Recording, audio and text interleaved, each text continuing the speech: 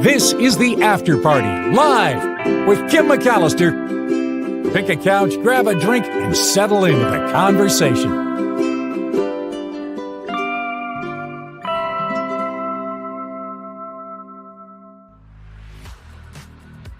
There it is, and here I am, and hi everybody.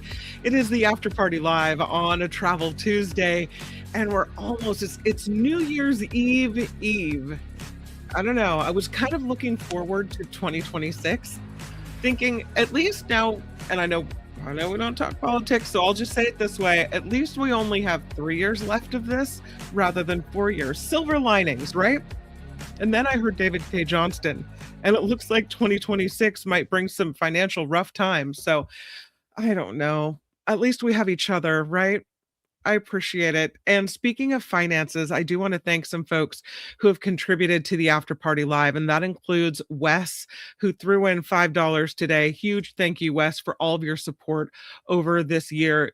Really, really thankful for your support so much. Couldn't do it without you. Donald S., who throws in $31. Thank you, Donald. Janet W., also Harold H., and Kathleen G. Thank you for setting up your monthly PayPal contribution to keep this show on the air. That is why I'm able to do this, and thank you so much for making it happen. Thank you to everyone who sends stories as well. Please click like and subscribe. That also helps, and share the show if you can. All right, let's launch into all of the stories that I have for you today. Some of them involve some pretty harrowing video, but also there's some animal stories that I thought we would start with, including this kind of uplifting story. It had been 30 years since this animal, it's called a flat-headed cat, was seen. 30 years. They thought it was extinct. They thought maybe that was the end for the flat-headed cat.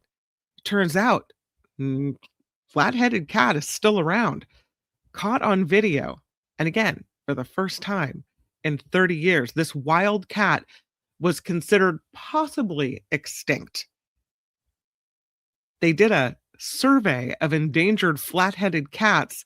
Now they say this might help change the species' official conservation status in Thailand.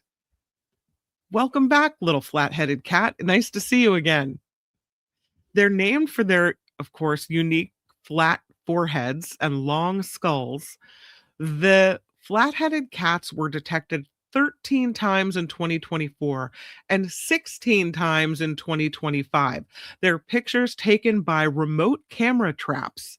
They were seen in a wildlife sanctuary's peat swamp forests in Thailand, and they were seen thanks to researchers at the Thailand Department of National Parks, Wildlife, and Plant Conservation. They are conducting the largest ever survey of the flat-headed cat species. They call it an extraordinary moment for conservation. There are an estimated 2,500 adult flat-headed cats living in their native homeland in Southeast Asia. They are considered an endangered species globally. They were thought to possibly have been extinct within Thailand. They thought they probably wouldn't find any more of them in Thailand. And so they were asking people to pay attention to see if they could spot any of these cats that were on the verge of disappearing from the wild. They're the smallest cat in Southeast Asia. They only weigh 4.5 pounds. Which is about half that of a regular domestic house cat, right? Their bodies are short. Their legs, if you can see on the picture there, are really narrow. They have webbed toes and stubby tails, and they are nocturnal. And all of these things combine to their limited population. They're hard to detect. They are rather elusive. And so they embark on this survey to see if they can find them. And finally, they captured this image of a female cat with her cub, and they thought this is a really encouraging sign. It shows that where wetlands and river systems remain intact, even the most elusive and threatened carnivores can persist. So the flat-headed cat remains. And I know that this picture is better the one that I'm showing you right now. So you can really kind of get a inkling of what the flat-headed cat looks like if you didn't know before. But here's the exciting picture of the flat-headed cat and its baby spotted on the wildlife cam. And this is what's giving people hope for this beautiful creature. There they are, the mama, and you can see her baby behind her, slinking along through the swampy peat forests of Thailand, making a run for it through the pictured area. I don't know if they are making a run for it. Looks like they're on the move. Well, there you go. I mean, it's nice to know that they're still around. They're still working on conservation efforts for this animal. Here's another animal story that I thought was really interesting. This is a little bird. It is just the name of it. It's a dark-eyed junco is the name of this bird. The dark-eyed junco. These are urban birds, and they went through a change during the pandemic. These birds, the dark-eyed juncos, were living in Los Angeles, so they are living in Los Angeles, and they adapted their beak size based on the availability of food scraps tossed by humans. So during the pandemic, their beaks changed. Interesting. After the pandemic, researchers are looking back. They're documenting the physical changes in animals, the result of the lockdowns. So this dark gray small sparrow, the dark-eyed junco, seems to have evolved longer beaks during the pandemic. And then after the pandemic, when people came back and started throwing food around again, their beaks reverted back to the smaller size. Isn't that interesting? The study on this was published December 15th in the journal Proceedings of the National Academy of Sciences. And the researchers say it shows how quick and how strongly that humans can have an impact on animals. These birds, these tiny little dark birds, are found all over North America. You see them at the backyard feeders and hopping around on the ground trying to pick up the fallen scraps of food. About 25 years ago, they started appearing in Los Angeles, UCLA. The birds adapted quickly to their new home. They started sporting shorter wings and stubbier beaks than the dark-eyed juncos that were living in the nearby mountains and the wildlands. They mostly ate bugs and seeds in the wild, but when they appeared on the campus of UCLA, of course, they went for whatever was being dropped on the ground. Bread, scraps of pizza, the college students discarded cookies, like whatever people, crumbs were left behind. And that food, according to researchers, might have contributed to the development of shorter, thicker bills among the juncos that were living in urban settings. But then in comes the pandemic, and there are fewer people walking around, right? Students have to go indoors or home and work remotely, and the juncos lost their snacks. And that, according to scientists, affected the generations of birds that came after.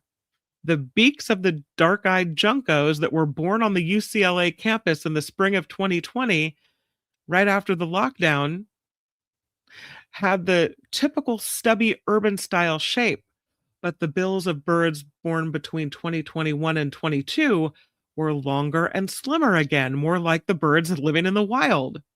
Then, after the pandemic ends, by 2023 and 24, the stockier beaks returned to the juncos living around UCLA.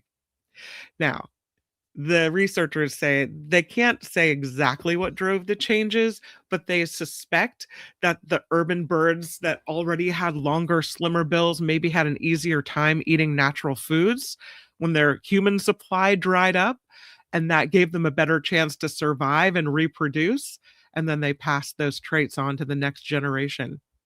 The researchers say they think the juncos with different bill shapes were more successful when campus was closed. Those with the bills that improved their success of foraging for seeds probably then got more food and raised more babies. Or maybe the wild juncos, the wildland juncos, felt more comfortable with fewer humans and cars around. So they came into the cities then and started interbreeding with the urban juncos with the shorter beat. So they don't know exactly. They don't know. But what they do know is there seems to be an impact on how humans can affect wild animal physiology. So, there's also during the pandemic when people weren't driving around, there was less pollution. Maybe that played a role. I don't know.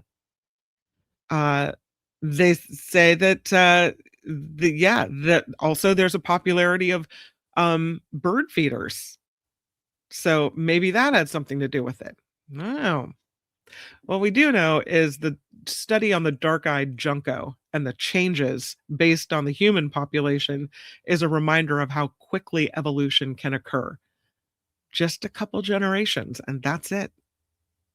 The perception is that evolution takes place gradually over thousands of years, but really, species can adapt much more quickly than that, and the changes can take place in plain sight, like they did here.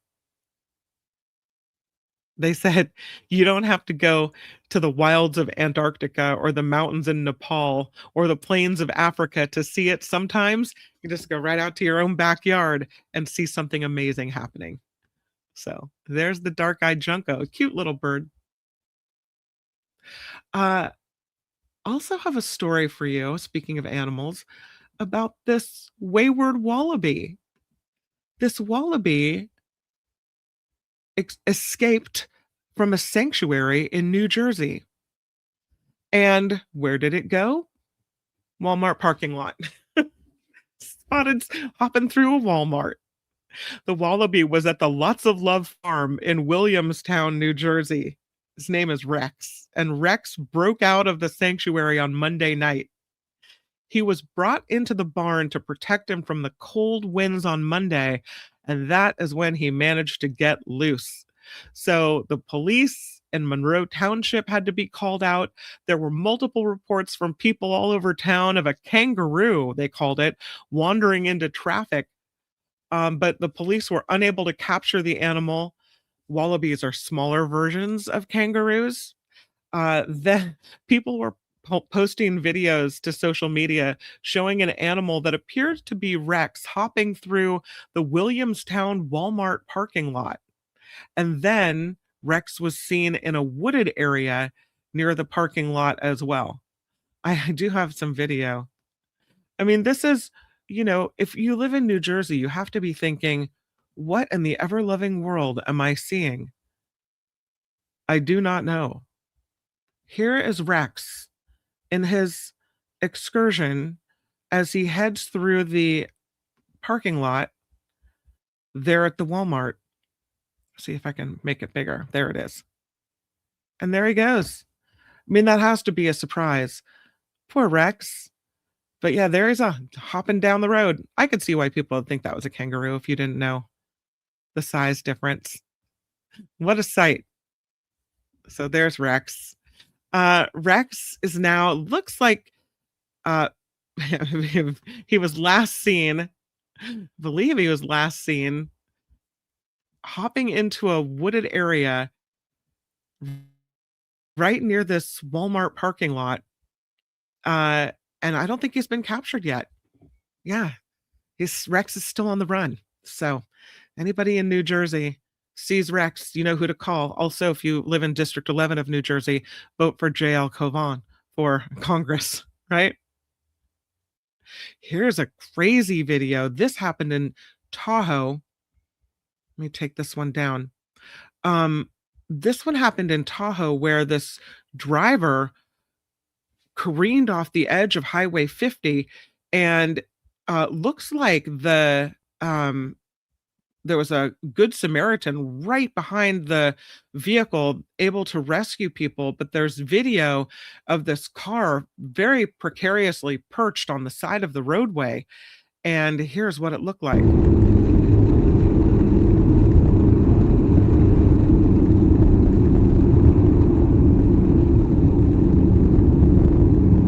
Watch the black car in front.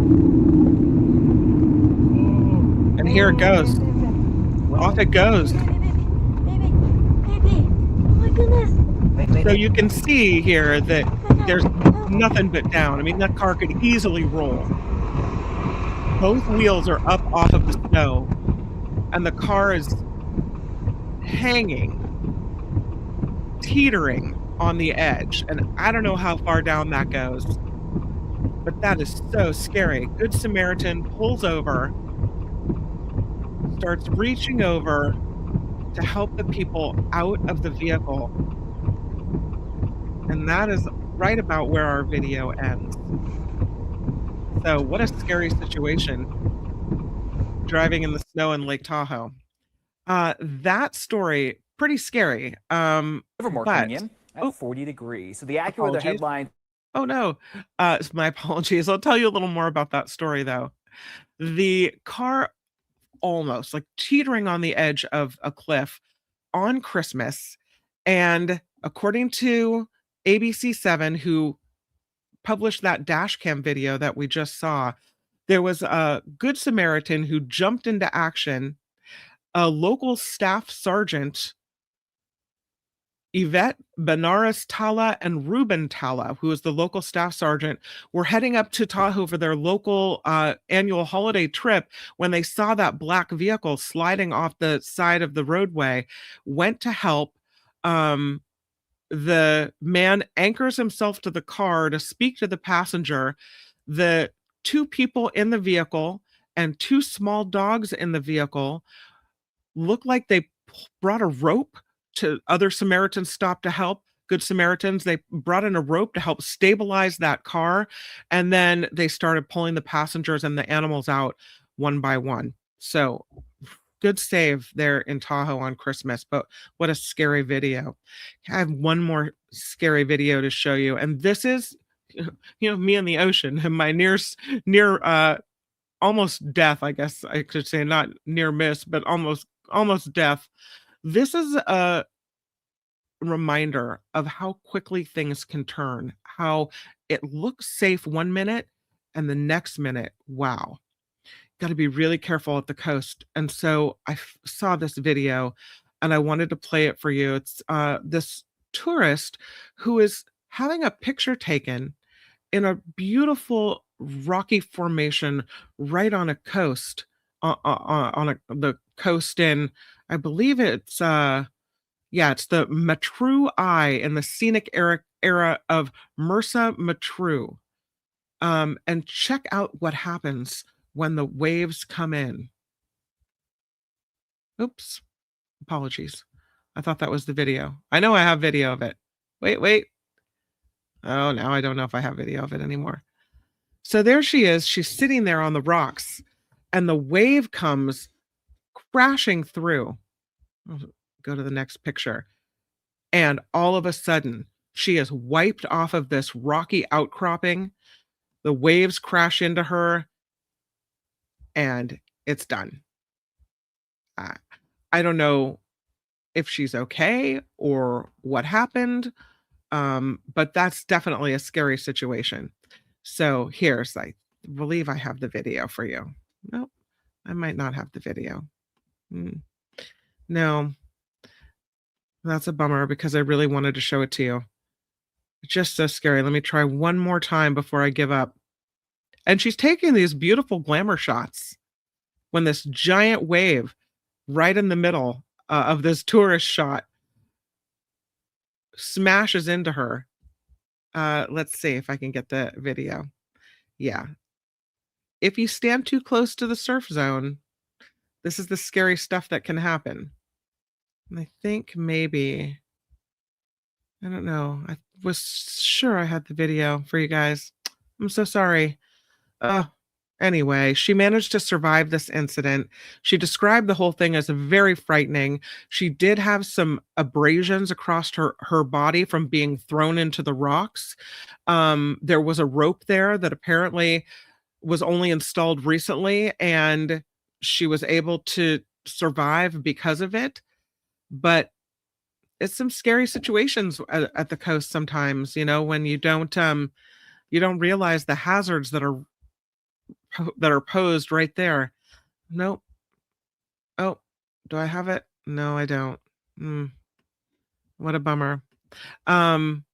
Anyway, that's the story of this woman who managed to survive. What I do have pictures of is something interesting found in Jerusalem. It's a mikveh, which is an old bath, 2,000-year-old ritual bath called a mikveh, Mikveh.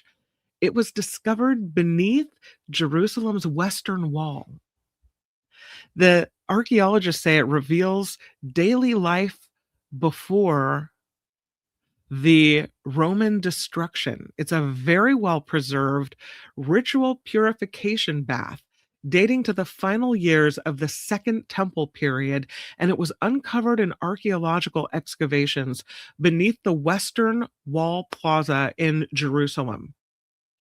And the researchers say it's a peek at daily religious life in Jerusalem right before the city's destruction in 70 CE. This mikveh was carved into the rock and found sealed under a thick destruction layer left by the Roman conquest of Jerusalem, which took place about 2,000 years ago. The layer included burned ash, collapsed material, domestic items. It was a sudden, violent end to all the activity at this site. The bath itself, here's a closer picture of the bath. You can see it's rectangular in shape and measures about 3 meters in length. Interior walls covered with plaster. There are very precise steps leading down into this pool. The same destruction layer is where archaeologists recovered fragments of pottery and stone vessels they think were widely used by the population in Jerusalem during that period. The stone vessels are a hallmark of ritual purity practices, as Jewish law considered stone immune to ritual impurity like clay or metal. They say the presence of those pots alongside the mikveh is an indicator that the area was deeply embedded into religious observance. And there it is. 2,000 years later, we're getting a look at it. This site of this excavation, very close to the Temple Mount and near access routes to the temple complex, it's in past excavations in this area, archaeologists uncovered more mikvahot and other structures linked to ritual purification. So they think that this area was home to both local residents and large numbers of pilgrims, perhaps, who visited Jerusalem, especially during festivals, and would use these baths. They say the ritual purity laws influenced architecture, household goods, daily routines, especially around the temple, and that the uncovering of this mikveh offers us some evidence to indicate how these laws may have been followed in public, in the home, in public spaces. That they also say the ash within the ceiling layer directly connects the mikveh to dramatic events surrounding the Roman destruction of Jerusalem. So, kind of a moment frozen in time where they can look at this as an important piece of this puzzle. Fascinating. Again, that's the close-up of it, and here's the whole area. Underneath, sealed underneath a layer of ash, 2,000 years old. Time for the lotto of the day. This Illinois woman bought the wrong lottery ticket. Oh, it's always lucky when you buy the wrong lottery ticket. She mistakenly bought the wrong fast play lottery ticket online and ends up winning $250,000. This woman is from Johnson City, Illinois, meant to play a $2 fast play ticket on the lottery's website, but accidentally purchased a $20 magnificent multiplier ticket instead. She said, I was watching a movie and accidentally selected the $20 ticket. And then she said, I recalled thinking, oh, shoot, I didn't want to spend that much. Well, it's a good thing she did. Very fortuitous, because she ends up winning the $250,000 magnificent multiplier jackpot. She said when she checked the results, I couldn't believe it. I honestly thought my computer had crashed. With her winnings, she said she will help build a new family home and buy herself a baby grand piano. Well, there you go. Nice lottery win for this woman. I don't really understand how this next story works. It's a story about how the brain activity of passengers in driverless cars could aid or help those self-driving vehicles. So we know the self-driving programs are already out there. Tesla's got a hands-free driving thing going on, right? The researchers say that because of recent accidents or crashes, the self-driving systems can still not be quite perfect. There's some risk, especially in situations that are quickly evolving, quickly changing. The researchers in China tested whether monitoring passengers' brain activity could help the self-driving systems make safer decisions in those risky types of situations. So they used non-invasive technology. It's called functional near infrared spectroscopy. And it tracks your brain activity, which is linked to stress, emotions, and risk perceptions in real time. So something's going on in our brain when things are risky. We get stressed out. We feel it, right? If your autonomous vehicle is headed straight for danger, you're not feeling too good about it. Functional near infrared spectroscopy, this non-invasive real-time brain activity monitoring method, according to a professor at Tsinghua University in Beijing, they said it can provide cognitive information related to human risk perception and emotional states. And that is considered to be a tool that can enhance autonomous driving systems.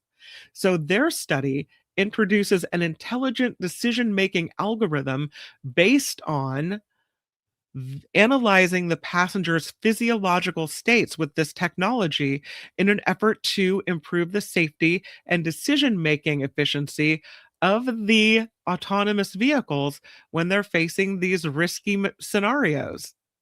The researchers built a system that combines brain data from passengers with an autonomous vehicle's driving software. So the system can detect when passengers are experiencing a higher level of risk or stress, and that's when the vehicle automatically shifts to a more cautious driving strategy. I wish my husband could figure out when I'm stressed and shift to a more cautious driving strategy. Based on a form of deep reinforcement learning, the algorithm is designed to learn faster and make safer choices by factoring in human reactions. So, I guess what if you're not stressed out, it can take more crazy chances, but when you're stressed out, it shifts back into the, "Ooh, everybody cool down" mode. In tests, the system switched to a more conservative driving mode when passengers appeared uneasy, helping the vehicle respond more carefully in dangerous situations. And this researchers found that this approach outperformed traditional autonomous driving methods in several areas, including learning speed, overall safety, and comfort. Now, see, for this to work, you have to be paying attention. And I don't know if a lot of people are paying attention. Maybe, if you expect an autonomous vehicle to work, you just kind of nod off or scroll on your phone or read the paper or whatever people do, put on makeup, eat lunch. So you got to be paying attention to have the algorithm notice your stress, probably. They did say there are some limits. The driving scenarios tested were pretty simple, and the participants came from a narrow age range and similar background. So it might not apply to all real world driving conditions. They want to do some more research to validate the algorithm in a more complicated, realistic driving scenarios to enhance the accuracy of a driving risk assessment by integrating information from vehicle sensors. They published the findings in the journal Cyborg and Bionic Systems. They did a little brain scan to see if you're freaked out when they're driving you around. If they need to do a brain scan, is the autonomous vehicle ready? I don't know. What? Paying attention, says Yvonne. I know, right? Yeah, says Zero Sum. No, not riding in a driverless vehicle. Well, this is the question.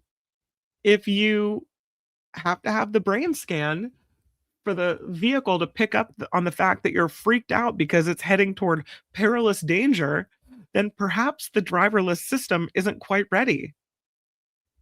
Thank you, Teacher Lori. I appreciate the help there with the pronunciation in the mikvah story. Is that car named Steve? Says Tammy. A reference to Heather, I think. I don't know.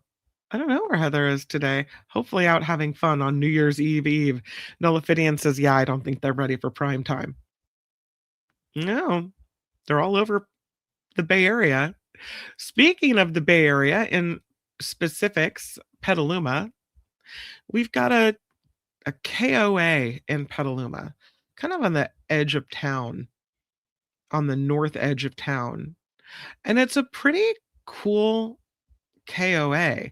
There's like little cottages that you can rent. Some people have their kids' birthday parties out there. And John Watson says, I think you're safer inside of a driverless vehicle than outside of it. You may be right about that. Back to the KOA for just a moment. They just want to mention it. A little feather in their cap there. I have a picture. I'm sure I have a picture. Here it is. I have a video rather. There it is. Okay, so there's an aerial view of the Petaluma KOA. Look at that giant jumpy thing. This is pretty cool. It's like a giant inflatable trampoline. Kids love that thing. They have all kinds of art classes for kids on certain days, events. They have you can see the swimming pool in the evening. They do movies by the pool. They have, of course, the normal RV hookups for a campground, for a KOA campground. And then they have tent camping. And then they have these little cottages you can rent there. And then so it's a really cool area they've developed. Well, I just wanted to mention, and a kudos to them, that they have won the best campground in America by Campgrounds of America. They're named the 2026 Campground of the Year. So that's pretty cool. This little KOA in Petaluma with some cool features and some cool programs gets this nice little award.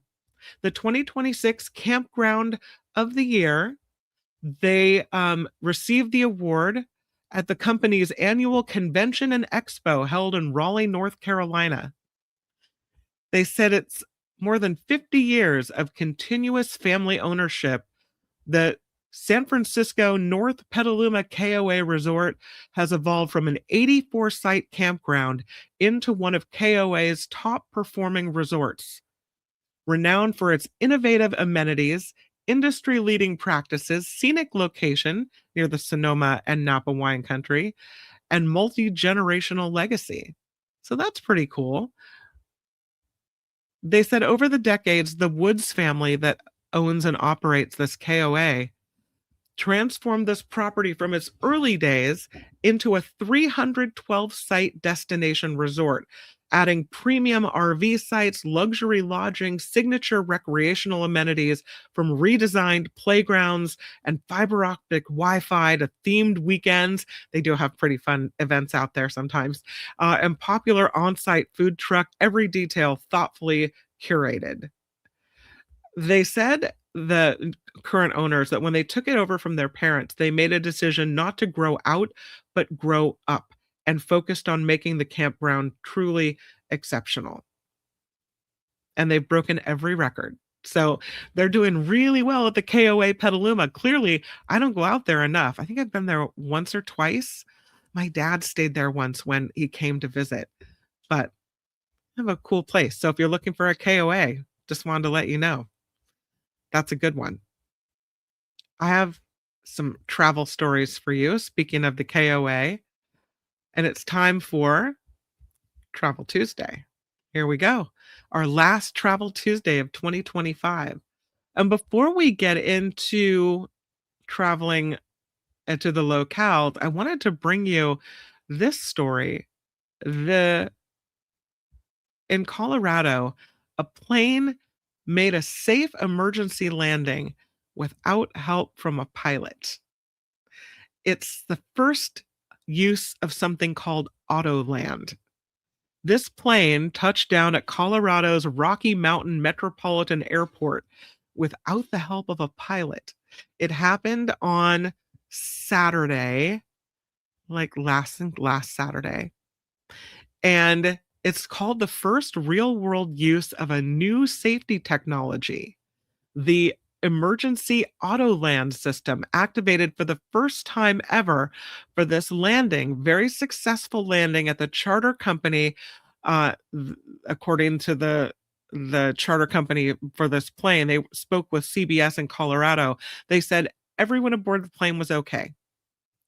The pilot heard the communication, of some type of communication at a time, saying that there was a pilot incapacitated 2 miles south of the airport. The emergency Autoland would be activated in 19 minutes on a certain runway.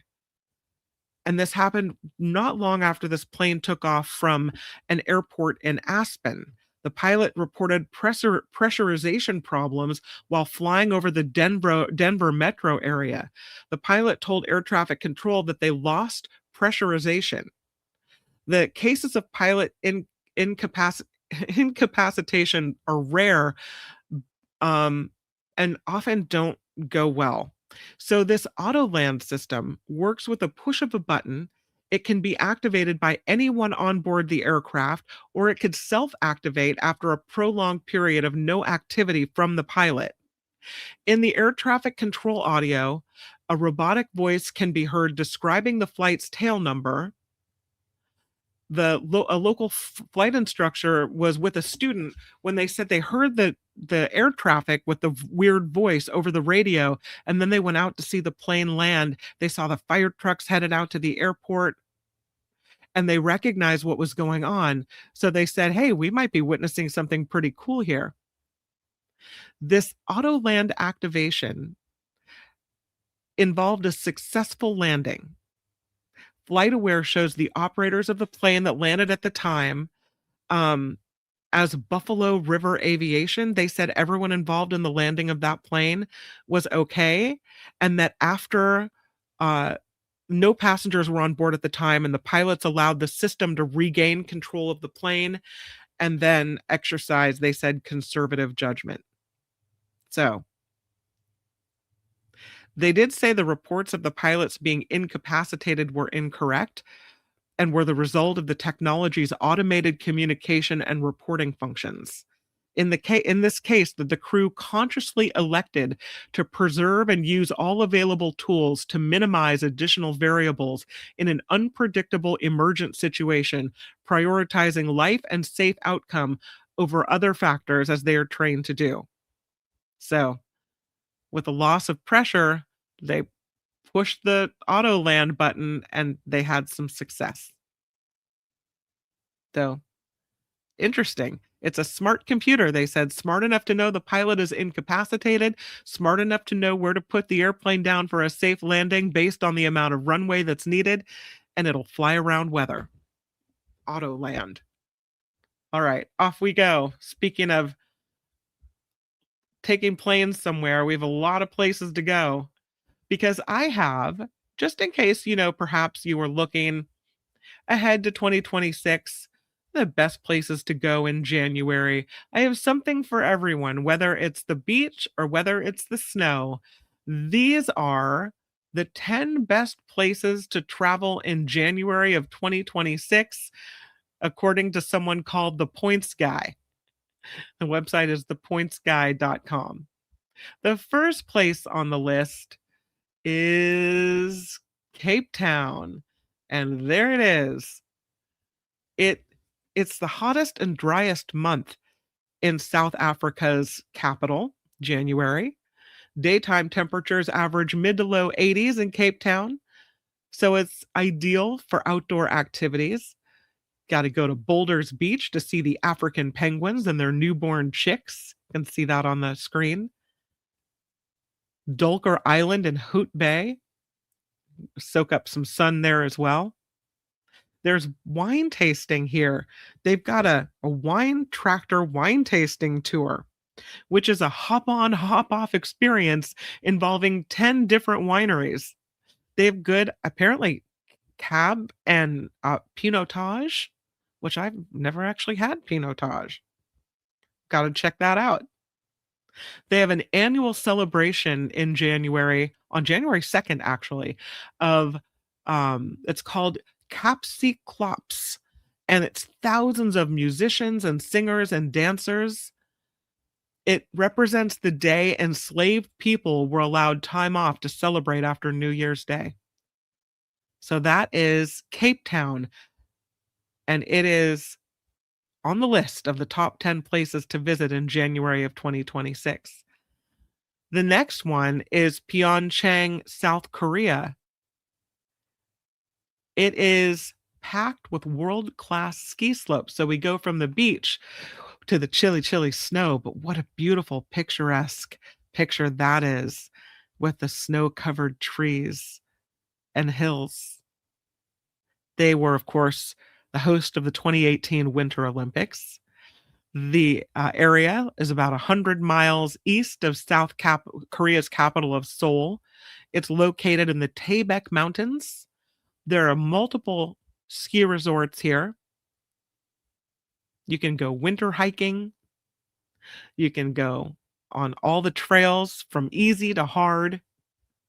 There's the Wojongsa Temple, which is a very important Buddhist site.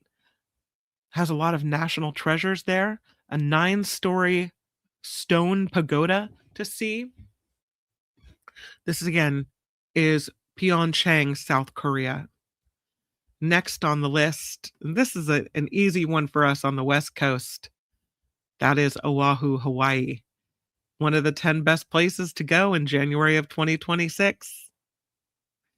It's off-season, you could say, which means a little more affordable rates for hotels, some fewer crowds, things not quite as busy, and the temperatures are still in the 80s. It is a great time to see the humpback whales as well in January. I thought it was more toward March, but no, the humpbacks are migrating to the Hawaiian Islands in the winter months. The water warm enough for swimming. There's still some high surf out on the North Shore, so be careful out there. There are some numerous scenic hikes around the island. Manoa Falls, rainforest area, the Makapu'u Point Lighthouse with beautiful views, Duke Kahanamoku Beach in Waikiki, less crowded as well. So, Oahu is on the list. This next one, beachy and not a place I've been before. This is the Riviera Nayarit in Mexico. It's what most people envision when it comes to the perfect beach weather. Mild, dry conditions with temperatures in the low 80s, warm days, cooler nights. It's a 200-mile-long stretch of coastal area along the Pacific Ocean north of Puerto Vallarta. It's a smart alternative to more touristy destinations like Cancun and Cabo. But there's a huge coastline with dozens of certified clean beaches with crystal clear water and pristine sand. One of them, Playa de Stiaradas, a fan favorite. And January is also the beginning of whale watching season there. There is a Ritz-Carlton Reserve in the Sierra Riviera Nayarit. It has 920 lush acres, a sanctuary, 91 ocean view rooms and suites. So if you were looking for a little getaway, maybe the Ritz is cheaper in Mexico. I don't know. The next one is a little further away, Punta del Este in Uruguay. Here it is. That's pretty. A little wooden pathway, a little decking along the coast there with some beautiful buildings. Punta del Este in Uruguay is often referred to as the Riviera of South America. It is on the Atlantic coast in the Maldonado province of Uruguay, a leisure destination for Argentines and Brazilians. There's a vibrant cityscape and pristine beaches. And the peak of summer in January makes the warm weather escape for people living north of the equator perfect. They have a polo scene and an art scene. They have a museum with works by Salvador Dali and Fernando Botero. They have that giant hand sculpture emerging from the sand, done by a Chilean artist, Mario Irrazabal. So pretty cool. We're back to the snow with the next one. This is Jackson Hole, Wyoming. Also on the list, a world-class winter destination. Early to mid-January, though, is a great time to go there.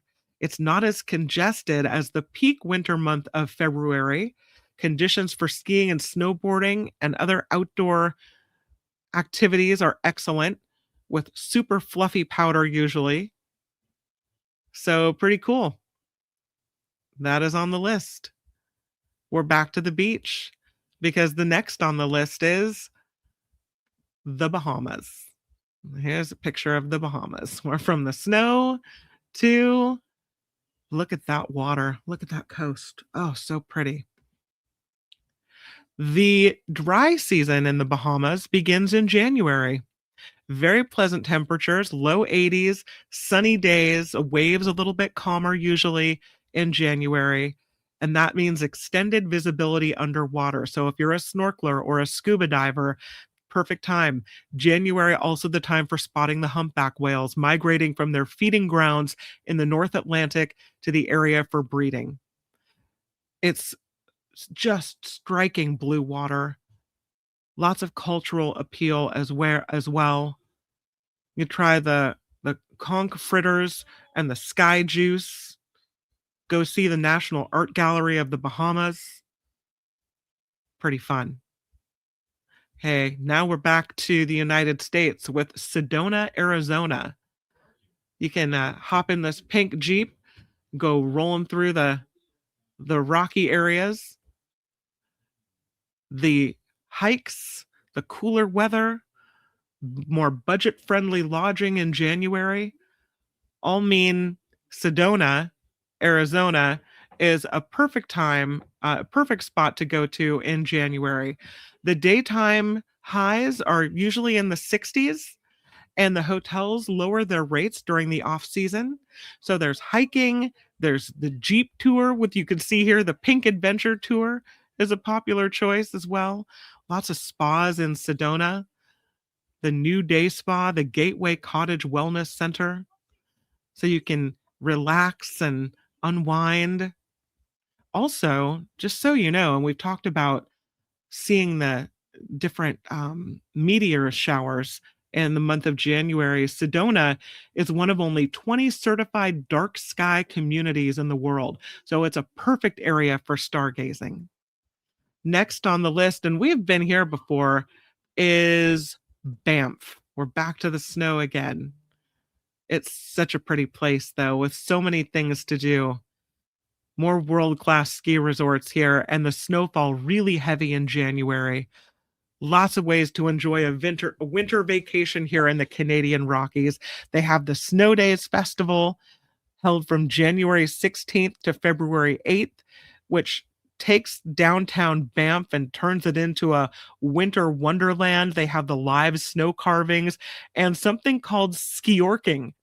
It's a winter sport where a horse pulls a trick skier and does demos. Skiorking. There's also the Banff Upper Hot Springs, so you can soak in the mineral-rich waters there. You can go up the Banff Gondola. Pretty fun. And last on the list is Sydney, Australia. So back from the snow to the ocean. And that looks like a great way to bring in 2026 in Sydney. They come alive in January. Daytime temperatures in the low 80s. Great place to go. Hang out at the beach. See the Sydney Opera House. Go see 350 plus animal species at the Taronga Zoo, Sydney. There's the Sydney Festival, which is a citywide arts festival with more than 100 music, dance, and theatrical performances from January 8th to the 25th. So that looks like a fun place. Those are the top 10 travel destinations for January of 2026. Got a little something for everyone there on this Travel Tuesday. All right. Thank you for being here. I will see you tomorrow on the Mark Thompson Show. We've got John Rothman on the way in, and we've got Michael Snyder, the Culture Blaster, who will pop in, talk about the best movies of the year and what's ahead for 2026. And then we're back for Waterfall Wednesday here on the After Party Live. Thank you for being a part of it. Again, please click like, please subscribe. Thank you for the contributions. Oh, would you like some trivia? That is a great question. We can throw some trivia in tomorrow as well. Let's do it, Yvonne. Sure. Yeah, we'll get some trivia in there for you. Absolutely. What a great idea. All right, we'll do some trivia tomorrow here on the After Party Live as well. Thanks, Yvonne. And thanks, everybody, for hanging out with me for a while. I'll see you tomorrow back on YouTube. Until we meet again, make it the very best day. Bye. The After Party Live would like to thank the following contributors and viewers like you.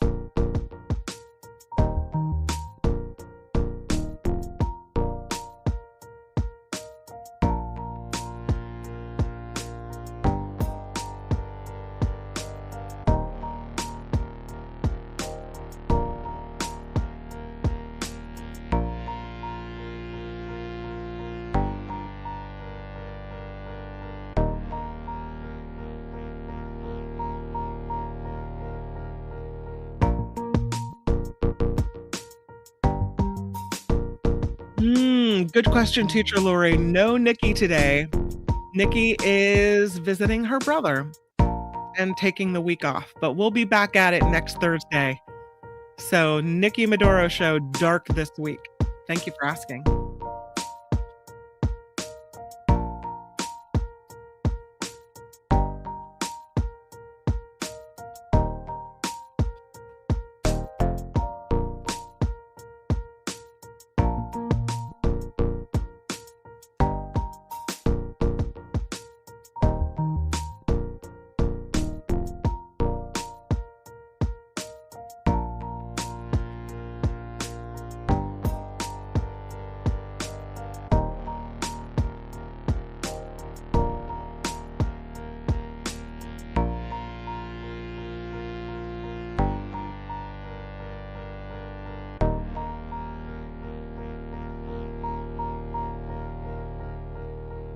Yes, that is correct.